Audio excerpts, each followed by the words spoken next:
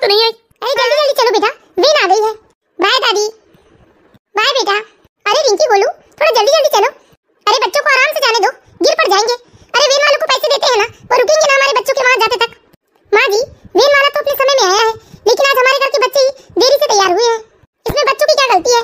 गलती तो माँ की होती है। अरे वो समय पर नहीं उठेगी तो बच्चे कैसे समय पर तैयार हो जाएंगे? लेकिन माँ जी, मैं तो सुबह 5 बजे से उठी हूँ। अरे एक दिन के उठने से क्या हो जाता है? हम तो अपने जमाने में 4 बजे सोकर उठा करते थे। लेकिन माँ जी, मैं उठकर करूंगी भी क्या? हाँ मैं रानी, यहाँ शहर में तुम जल्दी उठकर करोगी भी क्या? तुम लोगों को तो यहाँ सब कुछ आटा ही मिल रहा है। घर में झाड़ू पोछे के लिए काम वाली लगी है, कपड़े धोने के लिए वॉशिंग मशीन लगी है, और रसोई में काम ही क्या होता है? 4 रोटी बेल दो आड़ी टेढ़ी सी, और सब्जी चावल दाल चढ़ा दो, फिर तो दिन भर तुम्हारे मजे ही मजे हैं। अरे जरा बचत करना सीख लो। एक हमारा जमाना था, सुबह 4 बजे उठकर गाय ढोर के कोठे को साफ किया करते थे। अरे 4 गमेले गोबर 1 किलोमीटर तक डाल कर आते थे। लेकिन तुम्हारे तो मजे ही मजे हैं, इसलिए तो तुम अशोक के साथ शहर आना चाहती थी क्यों? अब यहाँ खड़ी खड़ी मेरा मुंह क्या ताक रही हो? जाकर गोभी के पराठे सेको मेरे लिए। लेकिन माँ जी, मैंने आलू के पराठे के लिए आलू का मसाला तैयार कर लिया है, और वैसे भी घर में गोभी नहीं है, गोभी लाने मार्केट जाना होगा। इससे अच्छा है माँ जी, मैं आपके लिए कल गोभी के पराठे बना दूंगी। जब शाम को सब्जी वाला आएगा तो उससे मैं गोभी खरीद लूंगी।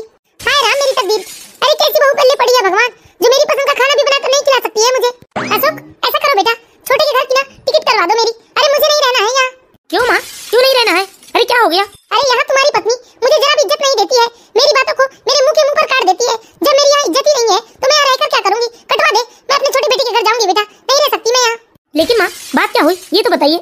अरे तुम्हारी पत्नी को मेरे लिए 2 पराठे बनाना भी अखरता है, इसलिए नहीं बेटा, नहीं रह सकती यहाँ मैं। मेरी तो टिकट ही करवा दे तू। वैसे भी छोटे के घर में सारे कामों की व्यवस्था है, यहाँ तो मैं खाती हूँ तो मुझे अपने बर्तन भी खुद ही धोना पड़ता है। ये क्या बोल रही है माँ? यहाँ भी तो बर्तन वाली लगी है ना। तुम अपनी पत्नी से पूछो, शायद इसी ने उस कमला से कह दिया होगा कि मेरे सास के जूठे बर्तन मत धोना, क्योंकि कल मैं खाना खाकर उठी तो उसने मेरी थाली वहीं की वहीं रहने दी, नहीं धोई उसने मेरी थाली, फिर मैं यहाँ अपनी थाली साफ कर रखी। ये क्या बोल रही है माँ जी आप? अरे वो तो सबके बर्तन धोती है ना, और मैं उसे ऐसा क्यों कहूंगी? आखिर वो बर्तन धोने ही तो आती है ना इस घर में। अरे मैं खूब समझती हूँ बहू, मेरा यहाँ रहना तुम्हें बहुत अखर रहा है, इसलिए ना तुम ज्यादा बातें न बनाओ। और बेटा अशोक, मेरी तो टिकट करवा ही दे तू। अरे जब यहाँ रहकर अपने जूठे बर्तन खुद धोकर भी अपने पसंद का खाना नसीब नहीं हो रहा है, तो यहाँ रहकर भी क्या करूंगी मैं? क्यों संगीता, अरे तुमने माँ के लिए पराठे क्यों नहीं बनाए? अभी जाकर माँ के लिए पराठे बनाओ।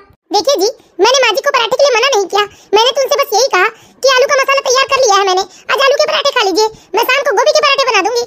अरे जब मेरी माँ को आलू के पराठे पसंद है ही नहीं तो आलू के पराठे क्यों खाए? मेरी माँ गोभी के पराठे बनाएगी और वो पराठे तुम अभी बना कर दोगी मेरी माँ को। लेकिन घर में गोभी नहीं है जी, मैं तो बस इसलिए कह रही थी। गोभी घर में नहीं है ना, पूरे मार्केट में तो खत्म नहीं हो गई। ठीक है जी, आप गोभी ला दीजिए, मैं पराठे सेक दूंगी। ये तुम कैसी बात कर रही हो बहू? अरे अशोक के ऑफिस का टाइम हो रहा है और वो अभी गोभी लेने जाएगा। अरे तुम दिन भर घर में करती हो क्या हो? वो बर्तन वाली आएगी, बर्तन साफ करके चली जाएगी, तुम तो दिन भर वैसे भी घर में फ्री बैठी रहती हो। जाओ, तुम्हें बाजार से गोभी लेकर आ जाओ। हाँ संगीता, माँ बिल्कुल ठीक कह रही है, और तुम जा ही रही हो तो बाकी सब्जियां भी ले आना। माँ आप आराम से रहिए, आपको यहाँ किसी चीज की कोई परेशानी नहीं होगी। आपको जो खाना है, जैसे रहना है, सब आपकी पसंद का होगा, बस आप टेंशन मत लीजिए माँ। ठीक है बेटा, अब तो इतना कह ही रहा है तो मैं नहीं जाऊंगी छोटे के घर। बेचारी संगीता, ना ही सास उसको सपोर्ट करती है और ना ही पति उसका साथ देता है। ये शारदा देवी है, शारदा देवी के 2 बेटे हैं, दोनों बेटे अपने नौकरी के चलते अलग अलग शहर में रहते हैं। शारदा देवी जी की एक बेटी भी है, उसकी भी शादी हो चुकी है और उसके भी 2 बच्चे हैं। शारदा देवी कभी अपने बड़े बेटे के घर रहती तो कभी अपने छोटे बेटे के घर रहती, लेकिन बड़े बेटे के घर वो कुछ ज्यादा ही नखरे दिखाती, क्योंकि बड़े बेटे के घर बड़ी बेटे और बड़ी बहू दोनों नखरे उठाने वाले थे। लेकिन वो अपने छोटे बेटे बहू के इस घर में इस तरह का कोई भी नखरा नहीं दिखा सकती है, क्योंकि ना ही छोटा बेटा उनका नखरा झेलता है और ना ही उनकी छोटी बहू। लेकिन फिर भी शारदा देवी हमेशा अपने बड़े बेटे को छोटे बेटे के घर जाने की धमकी देते रहती है। अरे अशोक भी ऑफिस चले गया और ये संगीता भी बाजार गई हुई है, मैं अपनी रिया को फोन लगा लेती हूँ। हेलो रिया बेटा, कैसी है तू? मम्मी मैं तो बहुत अच्छी हूँ, इस सास के झंझट से जब से दूर हुई हूँ ना, मेरे जीवन में खुशियाँ बेशुमार है। अरे अच्छा ही किया बेटा तू जो डायन सास से अलग हो गई। अरे ऐसी सास भगवान मेरी दुश्मन की बेटी को भी ना दे। अच्छा सुनना बेटा रिया, मैंने तो तुझे इसलिए फोन लगाया है कि तू ना अपने अशोक भैया को फोन करके कह देना कि वो भाभी को मायके जाने ना दे, क्योंकि तू आने वाली है सर्दियों की छुट्टी में। लेकिन माँ, भाभी तो गर्मियों की छुट्टी में भी अपने मायके नहीं गई थी ना, तो भाभी अब कहाँ रुक जाएगी, वो तो मायके जरूर जाएंगी। अरे रिया तू इसकी चिंता मत करना बेटा, एक बार तू अशोक से बात तो कर, फिर देखना मैं इसे जाने ही नहीं दूंगी इसके मायके। ठीक है माँ, मैं आज ही भैया से बात कर लूंगी। चलो रिया से भी बात हो गई, अब किससे बात करूं? ले आई सब्जी भाजी तुम? जी माँ जी, मैं अभी आपके लिए गोभी के पराठे सेक देती हूँ। अरे अब रहने दो, सुबह सुबह गोभी के पराठे खाने का मजा ही कुछ और होता है। अब इतने समय गोभी के पराठे स्वाद नहीं देते, रहने दे, अब कल ही बना देना मेरे लिए गोभी के पराठे, अभी तो सादी रोटी ही सेक देना। अब ऐसे गुस्से से क्या देख रही हो, जाकर अपना काम करो। माँ जी का सिर्फ और सिर्फ एक ही काम है, वो है मुझे परेशान करना। पहले बता दिया होता तो मुझे इतनी जल्दी मार्केट जाने की जरूरत क्या पड़ती, मैं घर के सारे काम निपटाने के बाद ही जाती ना। माँ अभी तक आप सोए नहीं हो? नहीं बेटा, मुझे ना तेरे भविष्य की बहुत चिंता होती है। लेकिन क्यों माँ, सब कुछ तो है हमारे पास। बेटा, महंगाई देख रहा है ना तू, दिन दुगनी रात चौगुनी महंगाई तरक्की कर रहा है, और तू अकेले कमाने वाला, और ऊपर से घर कितने सारे खर्चे। अरे बेटा, ये सब तू कैसे मैनेज करेगा? और तेरी तनख्वाह भी ज्यादा नहीं है बेटा, जितना तेरे छोटे भाई की है। ठीक है ना माँ, सब हो जाएगा, और सब हो ही तो रहा है। सब खुशी खुशी तो एक साथ रह रहे हैं ना हम लोग। वो तो सब ठीक है बेटा, लेकिन मैं सोच रही थी हम बेकार में झाड़ू बर्तन वाली को 5000 रुपए देते हैं। वैसे भी संगीता दिन भर घर में खाली पीली तो रहती है। अरे सिर्फ झाड़ू बर्तन तो करती है बेटा वो कमला आकर। अगर संगीता बर्तन कर देगी तो मैं ही झाड़ू लगा दिया करूंगी। इसलिए मैं सोच रही थी बेटा तुम काम वाली को मना कर दो। अरे तुम्हारे 5000 रुपए बचेंगे तो आगे चल के तुम्हारे बच्चों की भविष्य के लिए बहुत काम आएंगे ये रुपए। हाँ माँ, आप मेरे लिए अगर इतना सोच रही हैं तो सही ही सोच रही होंगी। ठीक है, मैं मना कर दूंगा काम वाली को। ठीक है माँ, अब आप आराम कर लीजिए और अब मेरी ज्यादा चिंता मत कीजिए। अपनी सेहत का ध्यान रखिए। अरे ये संगीता अपने आप को समझती क्या है? अरे बच्चों की स्कूल जाते ही दिन भर आराम से अपने कमरे में लेटकर मोबाइल चलाती है। लेकिन मैं भी शारदा देवी हूँ, इसे इस तरह से ना अपने बेटे के पैसे में आग लगवाकर चैन से रहने नहीं दे सकती हूँ मैं। अरे ये क्या, सुबह के 10 बज गए, अभी तक ये कमला दीदी नहीं आई है। इतने सारे बर्तन इकट्ठे हो गए हैं, अगर मालूम चले कि वो नहीं आने वाली है तो मैं ही साफ कर लूँ। हाँ संगीता बहू, तुम ही साफ कर लो। अब तो तुम्हें ही साफ करना होगा रोज, क्योंकि कमला नहीं आने वाली है। क्यों माँ जी, कमला दीदी ने आपको बताया क्या वो नहीं आने वाली है? अरे हाँ बहू, अशोक ने कहा था मुझसे कि खर्चा बहुत ज्यादा हो गया है, रुपयों की बचत नहीं हो पा रही है, इसलिए मैं कमला से कह दूं कि वो अपना हिसाब किताब कर ले और आज से आना बंद कर दे। क्या इन्हें रुपयों की प्रॉब्लम है? इन्होंने मुझे तो बताया नहीं। अरे अशोक तुम्हें बताकर परेशान नहीं करना चाहता था बहू, इसलिए उसने तुम्हें नहीं बताया। अरे कोई बात नहीं माँ जी, मैं इधर का सारा काम कर लूंगी। इन्हें इस तरह से परेशानी में छोड़कर मैं आराम से कैसे बैठ सकती हूँ? ठीक है तो कर लेना तुम बर्तन साफ। ठीक है माँ जी। इन्होंने कभी बताया नहीं कि इतनी समस्या में है। बेचारी भोली भाली संगीता अपनी चालबाज सास की बात को सच मान बैठती है। अरे बच्चों, आ गए तुम लोग? हाँ मम्मा, चलो जल्दी से हाथ मुंह धो लो, मैं तुम लोगों के लिए खाना लगा देती हूँ। ठीक है मम्मा, उसके बाद आप हमें पढ़ा देना। ठीक है बेटा। माँ जी, आपके लिए चाय बना दूं मैं? अभी अशोक को आ जाने दो, फिर चाय और कुछ नाश्ता बना देना। लो ये भी आ गए माँ जी। सुनिए जी, मैं भी नौकरी करना चाहती हूँ ताकि आपकी आर्थिक मदद हो जाएगी और हमारे बच्चों का भी भविष्य सुरक्षित हो जाएगा। अरे तुम कौन सी नौकरी करोगी? माँ जी, मैंने बीएड किया है, मुझे किसी भी प्राइवेट स्कूल में 10-12 हजार रुपए की नौकरी मिल जाएगी। और वैसे भी अब तो आप भी यही हैं, हमारे बच्चों की देखभाल भी हो जाएगी। तुम ये क्या कह रही हो संगीता बहू? अरे मेरी कोई उम्र है क्या कि मैं घर में रहकर अपने पोते पोतियों को संभालूं? अरे ना बाबा, मुझसे नहीं संभलते ये बच्चे। हाँ संगीता, तुम्हारे जॉब पर जाने से माँ की सुविधा में खलल हो जाएगा। माँ जी, बच्चे बड़े हो गए हैं, वो आपको परेशान नहीं करेंगे, और वैसे भी आप पूरी तरह से स्वस्थ हैं। अशोक, तुम मेरी टिकट करवा दो, मैं अपने छोटे बेटे के घर जाऊंगी। अरे मैं यहाँ रहकर बच्चों को नहीं संभाल सकती हूँ, और मेरी कोई उम्र है क्या बाल बच्चे संभालने की? ना ना ना, नहीं रहती मैं यहाँ। अशोक, मेरी आज ही टिकट करवा दो, और तुम अपनी पत्नी से नौकरी करवाते रहो। ठीक है जी, मैं तो सिर्फ आपकी सहायता के लिए कह रही थी। मेरी सहायता से ज्यादा तुम्हारा काम है कि तुम मेरी माँ को खुश रखो। ठीक है, नहीं करूंगी मैं कोई नौकरी। अच्छा सुनो बेटा अशोक, तुम 1-2 दिनों में जब भी फ्री रहोगे ना तो रिया को जाकर उसके ससुराल से ले आना, क्योंकि बेचारी तेरी बहन गर्मियों की छुट्टियों में आई थी, पूरे 5 महीने हो गए मायके नहीं आई है वो। और वैसे भी अब तो सर्दियों की भी छुट्टियां लगने वाली है, तुम उसे लेकर आ जाना बेटा। लेकिन माँ जी, सर्दियों की छुट्टियों में तो मैं अपने मायके जा रही हूँ। दीदी तो गर्मियों की छुट्टियों में आई थी ना माँ जी, तब तो वो ये पूरे 1 महीने रहकर गई थी, और मैं आपकी तबीयत खराब हो जाने की वजह से पूरे 3 साल हो गए अपने मायके नहीं गई हूँ। लेकिन इस बार मैं सर्दियों की छुट्टियों में अपने मायके जाना चाहती हूँ। हाँ संगीता बहू, अब तुम मेरी बेटी का आना जाना भी गिनने लगी हो। अरे तुम्हें जहाँ जाना है ना तुम जाओ, लेकिन मेरी बेटी तो ना अपने मायके जरूर आएगी। ठीक है बेटा, जाने दे तू इसे मायके। अरे मैं अपनी बेटी की सेवा खुद ही कर लूंगी, अब बेचारी मायका पास में है इसलिए आ जाती है वो यहाँ। क्या संगीता, फिर से तुमने मेरी माँ को नाराज कर दिया? और वैसे भी मैंने तो तुम्हें परमिशन दिया नहीं कि तुम अपने मायके जा सकती हो। लेकिन जी पूरे 3 साल हो गए हैं, मुझे भी तो अपने मायके वालों की याद आती है। सिर्फ 3 साल हुए हैं, 30 साल नहीं। अब तुम्हारा मायका जाना कैंसिल, जब मैं तुम्हें जाने कहूंगा तभी तुम जाओगी। ना जाने ये माँ जी मुझसे कौन से जन्म का बदला चुकाती है। पूरे 3 सालों में इस बार मैं मायके जाने वाली थी, लेकिन माँ जी को ये भी रास नहीं आया। जब पति ही साथ ना दे तो फिर सास क्यों साथ देगी अपनी बहू का? जब पति ही परेशानी नहीं समझता ना तो बाकी सबकी हिम्मत और बढ़ जाती है। और ये तो नहीं समझते कि पत्नी भी जीवन का एक जरूरी हिस्सा है।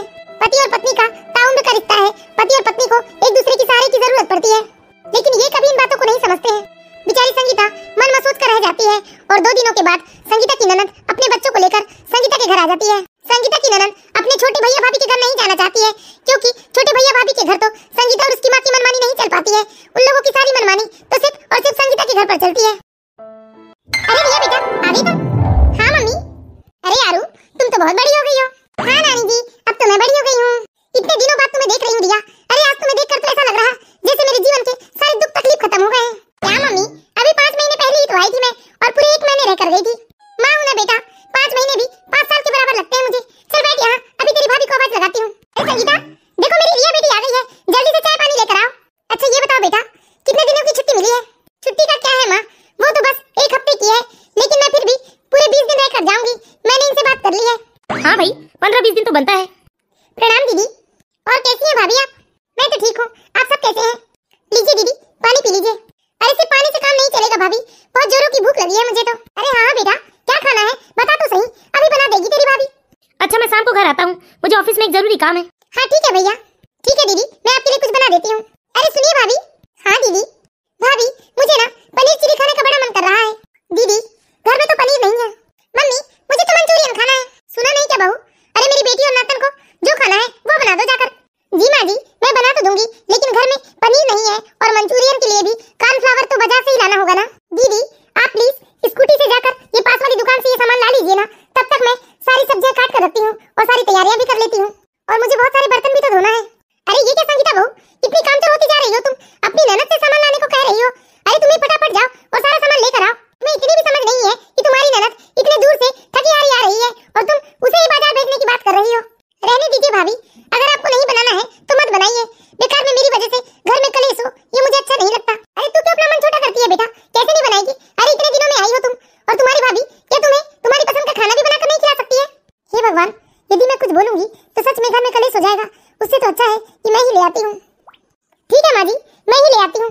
और कान खोल कर सुन लो तुम, दोबारा इस तरह से ना मेरी बेटी को काम मत बताना, वो अपने मायके में कुछ दिन सुकून चैन से रहने आई है, ना कि काम करने आई है। ठीक है माँ जी।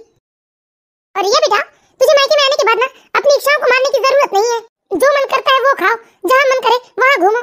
हाँ माँ आपके होते हुए भला मुझे क्या चिंता है। अरे माँ कमला को आवाज लगाइए ना, ये सूटकेस ना ऊपर वाले कमरे में छोड़ आएगी वो।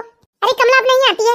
क्यों माँ क्यों नहीं आती वो काम वाली कमला? अरे मैंने उसे आने के लिए मना कर दिया बेटा, वैसे भी तेरी भाभी दिन भर अपने कमरे में पड़ी पड़ी मोबाइल तो चलाते रहती है। अरे जब कमला नहीं आएगी ना तो ये महारानी अपने कमरे में पड़ी पड़ी मोबाइल नहीं चलाएगी दिन भर, और मेरे बेटे के भी 4 पैसे बचे रहेंगे। अरे भाभी गए नहीं अभी तक आप मार्केट? बस दीदी जा ही रही हूँ। अरे सुनो संगीता, मार्केट जाने से पहले ना ये रिया के सामान को उसके कमरे तक छोड़ाओ। हाँ भाभी वैसे भी तो दूर से आई हूँ, मैं काफी थक गई हूँ। ठीक है दीदी। इस तरह दोनों माँ बेटी मिलकर बेचारी संगीता को बहुत परेशान करते हैं, और रिया भी अपनी भाभी की जरा भी मदद नहीं करती और बस पूरे टाइम फरमाइशें ही करती रहती है। और आज संगीता को ये सुनकर बड़ा ही दुख होता है कि उसकी सास ने ही काम वाली को मना किया है ताकि मैं अकेले घर का सारा काम करूं। फिर भी बेचारी संगीता किसी से कोई शिकायत नहीं करती है और चुपचाप सबके कहे अनुसार काम करती है। चिली पनीर और मंचूरियन तो तैयार हो गया, लेकिन अभी भी घर में कितना काम है, लेकिन ये माँ बेटी को मुझ पर जरा भी तरस नहीं आता। एक तो काम वाली भी छुड़वा रखा है इन लोगों ने। अरे ये क्या संगीता, अभी तक तुमने रिया को खाने पीने के लिए भी नहीं पूछा? अरे आप ये क्या बोल रहे हैं जी? दीदी ने चिली पनीर और मंचूरियन के लिए कहा था, तो अब इसे बनाने में समय तो लगता है ना। मैं मार्केट गई, फिर सारा सामान लेकर आई, उसके बाद बनाया है मैंने। एक तो काम वाली भी नहीं है, कितने सारे बर्तन भी धोने के थे। ये सब मुझे कुछ नहीं मालूम है संगीता, मैं बस इतना जानता हूँ और इतना चाहता हूँ कि मेरी माँ और बहन को जरा भी तकलीफ नहीं होना चाहिए मेरे घर में। हाँ जी मुझे जितना हो सकता है मैं उतनी सेवा तो करती हूँ ना। अब यहाँ लेक्चर देकर टाइम पास मत करो, ये सब लेकर जाओ और खिलाओ मेरी बहन को। न जाने मेरी बहन कब से भूखी है। इनको सिर्फ अपनी माँ और बहन की चिंता है। ये अच्छे भाई और अच्छे बेटे तो बन गए, लेकिन कभी अच्छे पति नहीं बन पाए। इन्हें ये समझ में नहीं आ रहा है कि इनकी पत्नी अकेले कितना परेशान हो रही है, लेकिन इनकी माँ और बहन जरा भी हेल्प नहीं कर रहे हैं मेरी। सिर्फ इन्हें इनकी माँ और बहन ही प्यारी है। एक मैंने देवर जी को देखा, वो जितना मान सम्मान अपनी माँ और बहन को देते हैं उतना ही अपनी पत्नी को भी देते हैं। और अंजलि भी ना इन लोगों के चोचले नहीं उठाती है, क्योंकि देवर जी इन सब चोचलों के सख्त खिलाफ है। ये दोनों माँ बेटी की चोचले ना सिर्फ और सिर्फ इनके सामने चलते हैं और ये कुछ नहीं बोलते, इसलिए ये लोग मुझ पर राज करते हैं, मुझे कठपुतली बनाकर अपनी उंगलियों की इशारों पर नचाते हैं। हे भगवान वो दिन कब आएगा मेरे जीवन में जब ये अपनी माँ और बहन की तरह मेरी भी परवाह करेंगे। भाभी बना नहीं क्या? बहुत तेज भूख लगी है मुझे। हाँ दीदी अभी आई। क्या भाभी इतना तीखा बनाया है आपने? हो सकता है दीदी। तुम्हें नहीं मालूम क्या संगीता, रिया ज्यादा तेज नहीं खा सकती है। पनीर तो और रखे हुए हैं ना, जाओ ये प्लेट लेकर जाओ और बिना मिर्ची वाली बना दो रिया के लिए। अरे अब रहने दीजिए भैया, यही खा लेती हूँ। अरे मैं तो पहले ही समझ गई थी बेटा कि संगीता जानबूझकर कुछ ना कुछ ऐसा करेगी और अपने मायके नहीं जाने का भड़ास वो रिया पर निकालेगी। ये क्या माँ जी आप कुछ भी बोल रहे हो? मैं ऐसा क्यों करूंगी जानबूझकर? और ये सब तो मैंने अपने बच्चों के लिए भी बनाया है ना, तो क्या मैं जानबूझकर मिर्ची ज्यादा डालूंगी? अरे रहने दीजिए ना भाभी, मैं बुरा नहीं मानती, कोई बात नहीं, समझ सकती हूँ। बुरा तो आपको लगा होगा कि मैं अपने मायके आई हूँ इसलिए आप अपने मायके नहीं जा पाए हो। नहीं दीदी ऐसी कोई बात नहीं है। अरे अशोक मैं तो कहती हूँ बेटा इसे मायके छोड़ा, नहीं तो एक काम करना बेटा अशोक, अरे मेरी और रिया की टिकट कटवा दे, मैं अपने छोटे बेटे के यहाँ रहूंगी, वहाँ सारी सुख सुविधाएं हैं और बड़े आराम से रहूंगी वहाँ मैं, और रिया को भी जरा चैन मिलेगा कुछ दिन का। क्यों रिया सही कह रही हूँ ना मैं? हाँ माँ आप ठीक कह रहे हो। भैया अगर भाभी को मायके जाना ही है तो प्लीज आप उन्हें छोड़ आइए ना, हमारी वजह से क्यों उनका प्लान कैंसिल कर रहे हो आप? हम तो छोटे भैया भाभी के यहाँ भी रह सकते हैं। अरे नहीं रिया, अभी तुम्हारा बड़ा भाई है और बड़े भाई के होते हुए तुम्हें छोटे के यहाँ भी जाने की क्या जरूरत है? तुम यही रहोगी जब तक तुम्हारा मन करेगा तब तक रहोगी। और ये संगीता तुम्हारी सेवा करेगी, इसे मायके जाने की अभी मैं बिल्कुल परमिशन नहीं दूंगा। हाँ जी आप लोग जैसा नचाएंगे मैं तो वैसा ही नाचूंगी। संगीता, अरे संगीता, क्या मतलब कि नाचोगी? अरे जा बेटा, समझा इसी तरीके से, ये हम लोगों को ताव मार कर जा रही है। हे भगवान, मेरी और मेरी बेटी की तो किस्मत ही फूटी हुई है। हमारे जीवन में तो जैसे सुख शांति ही नहीं है। अरे हमारी टिकट कटवा दे बेटा अशोक, वहीं चले जाएंगे हम लोग। नहीं माँ, आप लोग यहाँ चैन से रहिए ना। अब जल्दी जल्दी खा लो बेटा, वरना ठंडा हो जाएगा। हाँ मम्मी। संगीता, ये क्या मतलब था कि हम जैसे नचाएंगे वैसे नाचोगी तुम? अरे सही तो कह रही हूँ जी, मैं कभी आप लोगों की बातों को टाल सकती हूँ क्या? आप लोग जो चाहते हैं वैसा ही तो करती हूँ मैं। कभी आप मेरे बारे में सोचते हैं कि मैं भी आपकी पत्नी हूँ? क्या आपका मेरे प्रति कोई फर्ज नहीं है जी? अरे मैं कौन सा फर्ज नहीं निभा रहा हूँ? कपड़े लत्ते, खाना पीना, हर चीज का तो मैं ध्यान रखता हूँ। और क्या करूँ मैं तुम्हारे लिए? कपड़े लत्ते खाने पीने के अलावा भी जीवन है जी। कभी आप मेरी भावनाओं को समझते हैं? मैं इतना सब कुछ नहीं जानता हूँ संगीता, बस मैं इतना जानता हूँ कि मैं अपनी माँ और बहन को कभी तकलीफ में नहीं देख सकता। हाँ, लेकिन आप मुझे तकलीफ में देख सकते हैं क्यों? अरे तुम्हें है ही किस बात की तकलीफ? जाने दीजिए जी, मैं ही बेवकूफ हूँ। देखो बेकार में ना ये रायता मत फैलाओ, वरना मेरी बहन को ऐसा लगेगा कि वो आई है इसलिए तुम ये सब नाटक कर रही हो। एक बात तो है, ससुराल में ना एक औरत की इज्जत सिर्फ और सिर्फ उसके पति के पीछे होती है। अगर एक पति अपनी पत्नी को मान सम्मान नहीं देता है तो उस घर के बाकी सदस्य भी उसकी पत्नी को कभी मान सम्मान नहीं देते हैं। इस तरह अपनी सास और ननद की सेवा करते करते पूरे एक हफ्ते बीत जाते हैं। संगीता अपनी सास और ननद की इतनी सेवा करती है दिन रात, लेकिन फिर भी उसकी ननद और सास को हमेशा संगीता से शिकायत ही रहती है। अरे भाभी, आप फ्री हो क्या? क्यों दीदी, कोई काम था क्या आपको? हाँ भाभी, मुझे कुछ शॉपिंग करनी है, चलिए ना आप मेरे साथ मार्केट। मेरे पीछे तो इतना सारा काम लग रहा है घर में, लेकिन मैंने चाहकर भी मना नहीं कर सकती। कभी मना कर दिया तो बेकार में ये घर में कलेश करने लगेंगी। अरे क्या हुआ भाभी, क्या सोचने लगी आप? कुछ नहीं दीदी, चलिए ना चलते हैं। अरे कहाँ जा रहे हो तुम लोग? वो मम्मी, मुझे ना कुछ शॉपिंग करनी है, इसलिए मैं भाभी को अपने साथ लेकर जा रही हूँ। अभी घर में इतना काम बगड़ा पड़ा है और तुम्हारी भाभी चली गई तो घर के काम काज कौन करेगा? मम्मी, भाभी वापस आकर कर लेगी ना, मुझे इनकी जरूरत पड़ेगी शॉपिंग में। अच्छा तो जाओ, लेकिन देखो संगीता, आकर तुम्हें ना अपने सारे काम करना है, क्योंकि मुझसे तो किसी काम की उम्मीद मत करना, मेरे हाथ पैर तब चलते हैं नहीं। जी माँ जी, मैं आकर घर के सारे काम कर लूंगी। संगीता और रिया दोनों शॉपिंग के लिए स्कूटी से निकल जाते हैं। रास्ते में संगीता और रिया की स्कूटी का एक्सीडेंट हो जाता है। इस एक्सीडेंट में रिया को तो कोई चोट नहीं आती है, लेकिन रिया की भाभी संगीता, उसका एक पैर टूट जाता है। अरे दीदी, जरा संभल कर, कोई है सामने। अरे उठिए आप लोग, क्या हुआ आपको? ज्यादा चोट तो नहीं आई? हाँ, मैं तो ठीक हूँ, लेकिन भाभी। अरे क्या हो गया? जल्दी हॉस्पिटल लेकर चलो इन्हें। रुको, मैं अभी एम्बुलेंस को फोन करता हूँ। एम्बुलेंस आती है और ननद भाभी को हॉस्पिटल लेकर जाती है, लेकिन इलाज के दौरान पता चलता है कि ननद रिया को बिल्कुल भी चोट नहीं आई है, बस हल्का सा खरोच है। लेकिन वहीं उसकी भाभी संगीता का एक पैर लगभग फ्रैक्चर हो गया है, जिसके लिए उसे 3 महीने बेड रेस्ट करना पड़ेगा। अरे मेरी लाडो, तुझे ज्यादा चोट तो नहीं आई है ना? नहीं माँ, हल्का सा खरोच है, डॉक्टर ने कह दिया है कि मुझे कहीं चोट नहीं आई है। अरे भगवान का लाख लाख शुक्र है बेटा जो तुझे कहीं चोट नहीं आई, वरना हम दामाद जी से क्या जवाब देते। अरे डॉक्टर ने क्या कहा है बेटा, कब तक ठीक हो जाएगी संगीता? माँ, डॉक्टरों का कहना है कि संगीता पूरे 3 महीने बेड रेस्ट में रहेगी और अभी तो 3 हफ्ते तक वो खुद अपना काम नहीं कर पाएगी। अभी हम सबको ही मिलकर संगीता की देखभाल करनी है। अच्छा ठीक है माँ, मैं भी संगीता को देख कर आता हूँ। अरे सुन रही हो बेटा, ये तो 3 महीने तक कोई काम नहीं करेगी, इसका मतलब क्या 3 महीने तक मुझे इसकी सेवा करनी होगी? ना ना ना, मैं तो इसकी कोई चाकरी नहीं करने वाली हूँ। माँ, वो तो भैया और भाभी जाने, मैं भी नहीं रहने वाली हूँ। बस 2-3 दिन में मैं तो कोई भी बहाना करके अपने ससुराल चली जाऊंगी। अरे मैं पागल थोड़ी ना हूँ जो मैं अपने मायके में रहकर अपनी भाभी की सेवा करूंगी, बताइए। हाँ बेटा, तू भी अपने मायके चली जाना और मैं भी अपने छोटे बेटे के घर चली जाऊंगी। लेकिन हॉस्पिटल से डिस्चार्ज होते तक तो हमें रुकना ही पड़ेगा माँ, वरना बच्चों के साथ कौन रहेगा घर में? इस तरह 3 दिन बीत जाते हैं और चौथे दिन में संगीता हॉस्पिटल से डिस्चार्ज हो जाती है और 5वें दिन में संगीता की सास और ननद के नखरे शुरू हो जाते हैं। माँ, रिया कहाँ गई? वो अपने किसी सहेली के घर गई है बेटा। अरे माँ, अभी जाने की क्या जरूरत थी रिया को? उसको मालूम है ना कि उसकी भाभी को उसकी जरूरत है। संगीता को भूख लगी है, मैं कह रहा था कि कुछ बना देती रिया अपनी भाभी के लिए। अरे बेटा, रिया अपने ससुराल जाने वाली है ना वापस, इसलिए अपनी सहेली से मिलने गई है। लेकिन माँ, रिया को अभी जाने की क्या जरूरत है? अभी तो हमें रिया की मदद की जरूरत है ना। अरे ऐसा नहीं होता है बेटा, वो क्या तुम लोगों की मदद के लिए अपने ससुराल को भूल जाएगी? अरे क्या हुआ भैया? क्यों रिया, तुम अपने ससुराल वापस जा रही हो? हाँ भैया, मुझे अपने ससुराल वापस जाना होगा। वैसे मैं जाना तो नहीं चाहती थी, लेकिन वो क्या है ना कि मेरी सास की तबीयत ठीक नहीं है, इसलिए मुझे जाना पड़ेगा। लेकिन रिया, तुम तो अपने सास ससुर से अलग रहती हो ना, और तुम्हारे सास ससुर की सेवा तो तुम्हारी जेठानी करती है। लेकिन भैया, मैं भी तो बहू हूँ, मेरा भी तो कुछ फर्ज है। अगर ऐसे समय में मैं अपनी सास से दूर रहूंगी तो मेरे ससुराल वालों को अच्छा नहीं लगेगा। लेकिन मेरी बहन, हमें भी तो तुम्हारी जरूरत है ना।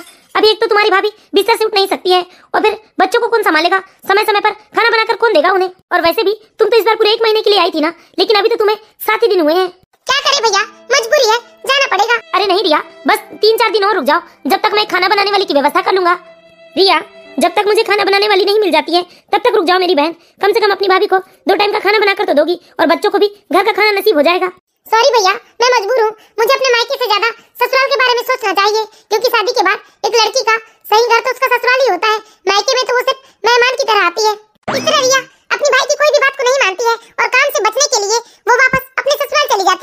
और इधर 2 दिनों के बाद रिया की माँ भी इसी तरह का नाटक करने लगती है। क्या हुआ जी, दीदी चली गई क्या अपने ससुराल?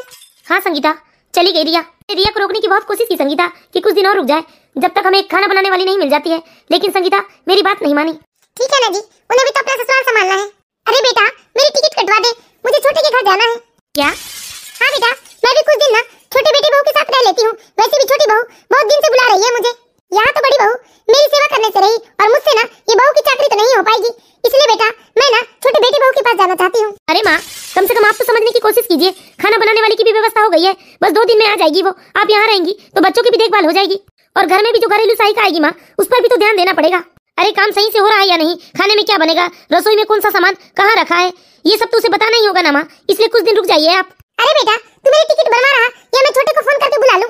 वैसे भी मैं एक बार फोन करूंगी ना तो छोटा तुरंत मुझे लेने आ जाएगा यहाँ।